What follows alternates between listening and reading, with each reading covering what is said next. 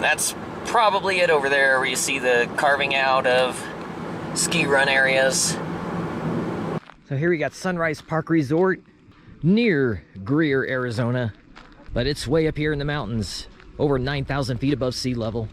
And they do have a mountain coaster. Opens at 9 a.m. here in the summer. So from the parking lot, you'll come to this building on the right. That's where you purchase your ticket for the Alpine coaster. It was $19.50 as of the summer of 2025. And the Alpine coaster, you can see it cutting through the trees way over there.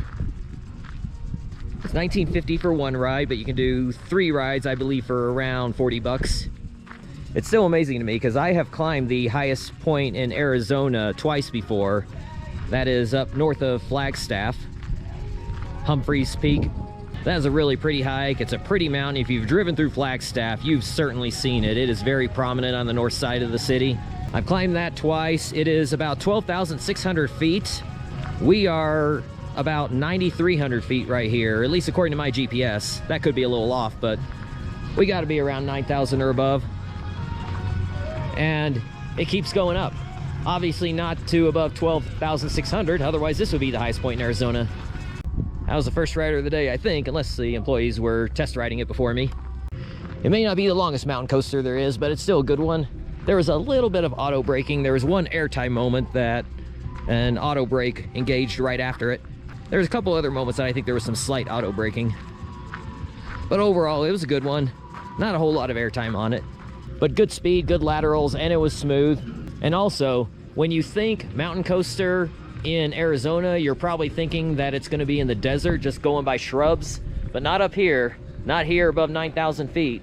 You're actually going into the trees. And I heard that the tallest peak around here is about 11,000 something. A really pretty area. I like it here. One of the more remote mountain coasters that you'll find because there's not really a whole lot of development for hours and hours of driving in any direction. You got to go a long ways to get back up to Albuquerque. You got to go a long ways to get to Phoenix. In fact, I think that's about a 4-hour drive from here. I was just thinking that this is probably going to be the highest elevation Alpine coaster that I might ever do. The base of this is over 9,000 feet.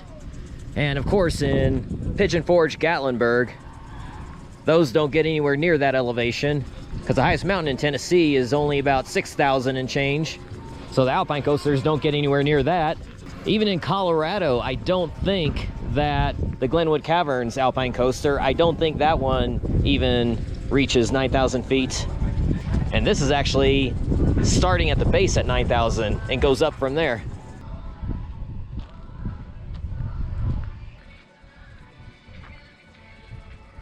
There's like this mountain oasis in the desert.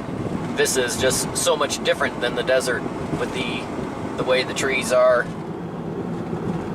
When people think of Arizona, they don't think of this. In fact, on that mountain that's north of Flagstaff, it's a lot like this too. Once you start getting up into the mountains, it is a lot like this until you get above tree line. If you're hiking up the mountain, which if you're physically able to do it, I highly recommend hiking up that mountain. It is not a technical climb. You don't have to use your hands. It's just walking, or just walking uphill. No scrambling, no ropes, but it is strenuous.